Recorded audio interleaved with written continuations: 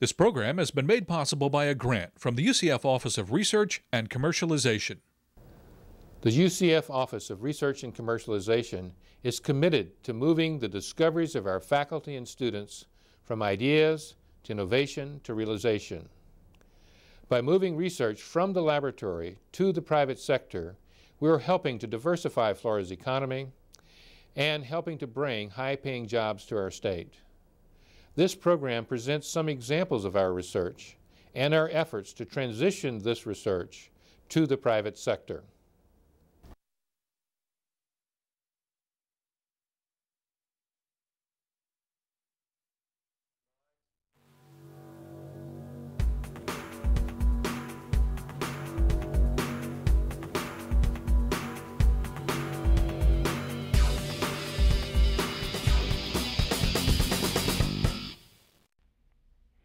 Welcome once again to Zenith, our look at the people and research that will change our lives. I'm Ed Highland. Today, a rendezvous with a comet. Faster than a speeding bullet, we'll sit down with a man who watched a spacecraft hit its target half a solar system away. Plus, we'll see how combining computer software with new ideas creates tangible three-dimensional science. It's all coming up on Zenith.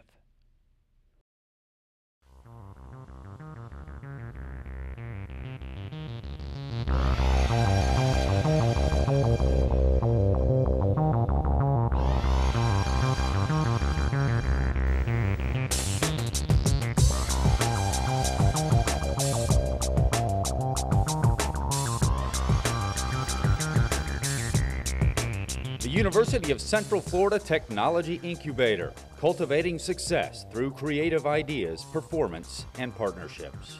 Because there's a lot of people doing a lot of work every day, and that's what everybody brings together. Certainly, it wouldn't be successful without the partnerships. The Ucf Technology Incubator is a university-driven community partnership providing early-stage technology companies with the enabling tools, training, and infrastructure to create financially stable, high-growth enterprises. With locations in the Central Florida Research Park, adjacent to the UCF campus in East Orlando and in downtown Orlando, the UCF-TI is home to over 50 new and innovative high-tech companies. That's up from 12 companies when the incubator opened its doors in 1999. The incubator has created hundreds of high-paying jobs in Central Florida with an average annual salary of $59,000. Our clients include the Apex is a consulting and research firm using technological and process improvement tools to increase productivity and efficiency in private and public organizations worldwide. I'm an entrepreneur who is a university professor and who resides in the incubator, and also the UCF community benefits from my success. The UCF Technology Incubator, promoting optimal corporate growth and making a significant contribution to the economic development of the region's high technology sector.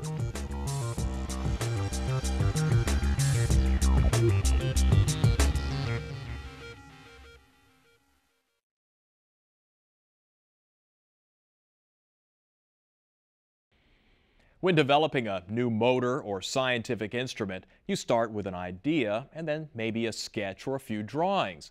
What if you could take that idea and the images and create a working three-dimensional model? It's being done in Orlando's Research Park. One of our goals is to take it to a point where people can go online and take a model of something and tweak it to just their liking, and then from that order their part, and they get their one-off part that's just for them. Mass-produced? No, it's rapid-produced, or more accurately, rapid prototyping. Virtual designs from computer-aided design or from animation modeling software is transformed into cross-sections in physical space, literally creating a model layer by layer.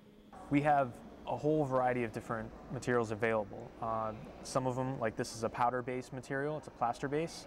It's a very cheap material versus some of the metal materials, which are a lot more expensive to produce. The use of it is going to depend on, or the different materials is going to depend on what they're going to be using it for. Like a display model, like an architectural model, doesn't need to withstand any forces or any stresses. So you might use something of just a quick material just to get a concept basic shape.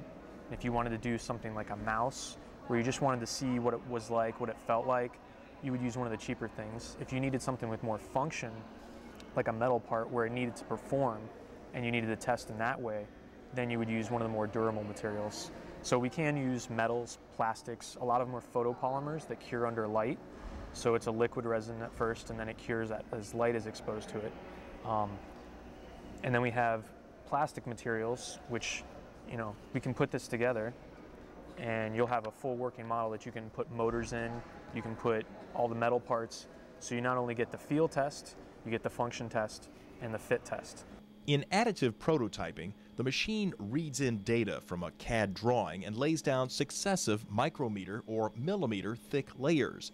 These layers, which correspond to the virtual cross-section from the CAD model, are glued together or fused, often using a laser. The medical field, because this process is done in layers, it fits well with MRIs and CT scans and things like that, because that's all just layers.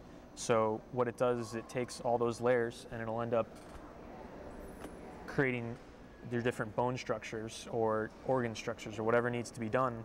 We can give this to the doctor, or we can end up making the part that would go as like an implant. The people that actually produce the rapid prototyping machines, they're producing materials that will be, you know, able to go right into the body. So we'll be able to print your bone implant and put it right into your body wherever it need be, and it'll be exactly right just for you. Our business is a two-part business. We have a rapid prototyping service provider part and then a product development part. The rapid prototyping service provider, that's typically a company will already have drawn a file, whatever it may be, like anything you see here. They need to build something. We're basically a 3D Kinko's in that sense. They just need a part, and we can make it for them as a prototype very inexpensively, very quickly. We can turn around a part in a day. Some of these parts here only take a few hours to build. So in that sense, we're a 3D Kinko's for them, just a service provider. The second part is a product development company. Individuals or companies will have an idea for a product, and we'll go through the whole just invention process. Sometimes they'll just have literally just a sketch on a sheet of paper and come to us. We'll go through that whole process of brainstorming, of testing out different ideas, doing different iterations over and over again, and come out and we'll give them a working prototype in the end that they can go and take with all the specifications and drawings to a manufacturer, and then they'll be able to produce their product in, you know, full production runs. The models are cast in almost any material, and a side benefit to the business is all this science can also be used to make some cool new toys. Well, up next, it began as a child's dream. Now we'll hear how it became a shot into space and a crash landing on a speeding comet. That's next on Zenith.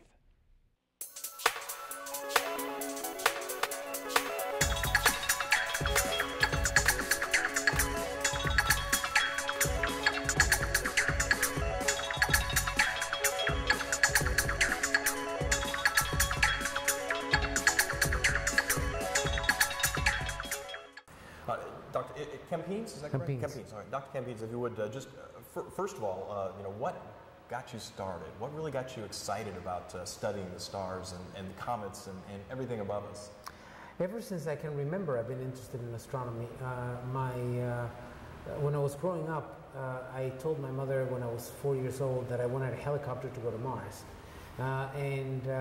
One of the things that might have gotten me most interested in comets specifically, which is my specialty, is that when I was 10 years old, my father woke me up, he woke my brother and I up around 4 in the morning for us to go see a comet, and that was Comet Kiyosaki.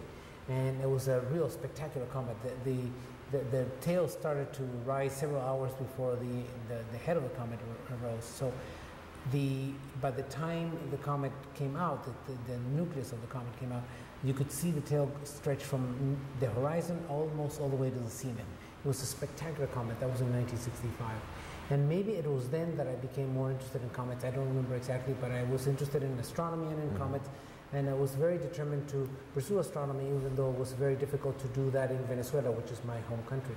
So when I turned 18, I convinced my father and I applied for a fellowship, which I got, to come to college in the U.S., and I did my undergraduate and graduate degrees here in the U.S. And I guess it must be pretty exciting for someone that had those kind of childhood dreams to really, you're about as close as anyone's come to actually reaching out and touching a comet, you know, here on planet Earth. And you've done it more than once. That's right. I mean, I've been very fortunate to be involved in this research sponsored by NASA. Actually, next year we should be able to actually touch, if you can call it that way, a comet because samples from the comet Wild-2 are on the way back to Earth. This is just dust samples from the coma. The spacecraft flew through the head of the comet, sampled some of the dust that is coming off of it, and will be brought back next year, and I'm going to be participating in some of those, the analysis of those samples. In terms of other research, most of what I do with comets involves using telescopes here on the ground, like this one, and other telescopes in Hawaii and Arizona, the Canary Islands, and in Chile. We go to wherever the best telescopes, the best instrumentation are, which tend to be in places with high mountains and clear skies. And we use those to study comets, and we also use the orbiting telescopes like the Hubble Space Telescope and the Spitzer Infrared Orbiting Telescope, which is giving us a tremendous new set of information because it is above the Earth's atmosphere looking at infrared wavelengths that do not make it through the atmosphere. So we get all kinds of very good information on these on comets thanks to these new facilities that are provided to us by NASA. Well, let's hear what you're learning about your most recent success, which of course is the Deep Impact. Just a fascinating, the entire world was captivated by this incredibly unique project, never done before. Yeah, Deep Impact was very successful, and it's demonstrated that we're capable of doing this very difficult feat, which is to target a comet and impact it while there's the main spacecraft that is taking images of the impact. So it was a remarkable success. The images that we got from the impactor itself, from the projectile, are revolutionizing our ideas on the surface of the comet because it obtained images with so much detail of the surface of a nucleus of a comet that is giving us a lot to think about. We don't quite know what makes all these very different structures on the surface of the comet. Understanding what produces that surface is going to tell us how the comet formed and how it evolved, and the different processes that affect a comet from formation until we see it now. So there's a lot that will be coming out of the images of the surface that the impactor took. And those are the sharpest because the impactor took images up until the last minute, the last second actually, before it hit the comet. The images that were taken from the mothership are also going to be very useful. We already know, for example, that the surface layer of the comet has a different composition from the interior. The interior material was much richer in organic molecules and in other components, but the main ones that are being studied right now are the organic molecules and the silicate dust. The organic molecules are very important because we believe that comets were the main source of organic molecules to the early Earth, and the organic molecules are the building blocks that you need for the formation and evolution of life. So we believe comets not only brought some water, or maybe most of the water to Earth. We don't know exactly what percentage of water on Earth came from comets. We're studying that. But we believe that most of the organic molecules came from comets, and therefore understanding those molecules are going to help us understand the origin and the evolution of life here on Earth. In terms of these silicates that also came off of the comet after the impact, so the interior of the comet seems to be richer in these silicates than the surface. Their origin is a puzzle right now, and studying them will help us understand the history of the comet. In other words, where did the cosmic dust that is contained within the comet came from? Another very interesting result that came out of this, very preliminary by the way, because we've had only about a month or so to study these. You said it'll take years to unravel. Yeah, it will take years. There's still some results that are coming out of the encounter with Halley's Comet, which was almost 20 years ago. And there's some people that are going through the data very carefully and coming up with new results that were missed before, or simply we did not have the capacity of analyzing things in that much detail. So the study of the impact with Comet Tempo 1 will continue for several years. But the preliminary results that I can tell you about are, first of all, this difference between the composition of the inside of the comet and the composition of the surface, specifically in terms of organic molecules and the silicate dust. We also, by analyzing how the material that came out of the impact the trajectory of those dust particles. By analyzing those, we've been able to determine the density of the comet. And this is the first time we've determined with any accuracy the density of a comet. And it's about 6/10 that of water. So the whole nucleus of the comet is less dense than water. So we know it's not solid ice, because if it were solid ice, it would be a density of about 1. And we know it's got to be very porous, because it has ice and it has other materials like these dust grains that are mineral that have an average density that's higher than that of water. So it mixed in with all this must be lots of porous and empty space. Kind of a honeycomb? That's right, something like that. Something that formed in a very gradual, very gentle way, so it did not get compacted into a solid, dense rock. It's more fluffy than that. And so those are the three main results: the density of the comet, and the fact that the silicates and the organics were much more abundant inside than on the surface. In terms of the ground-based work, it's going to take us a long time to put all these pieces of the puzzle together, but we got exciting results.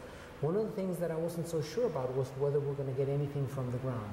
And it turns out that we were very fortunate. Not only did the impact produce enough material that the comet brightened up considerably within half an hour of the impact, but I happened to have been at a telescope on a mountain outside of Tucson, Arizona, and the beginning of July is usually the beginning of the rainy season there, and the impact was the night of July 3rd, and so I wasn't sure we're going to have good weather. It turns out we had excellent weather before the impact, during the impact, and 3 days after the impact. So we were able to characterize the comet before the impact, know roughly how it behaved on its own before the impact. Observe the impact and its consequences over the following 3 days. So we have a wealth of information that we're analyzing and we're going to be publishing. And so that's also coming out. And I heard some of the preliminary results from other observers that are in the same boat that we are, that just have some initial results. We got together last week, 2 weeks ago, I'm sorry, in Brazil. And we presented this at an international conference, and we were able to compare notes, and now we know who's got complementary data to whom, so we'll slowly put the pieces of this puzzle together, hopefully into a nice coherent result from the ground-based observations of the spacecraft. The spacecraft people themselves are using our data to put their results into the broader perspective.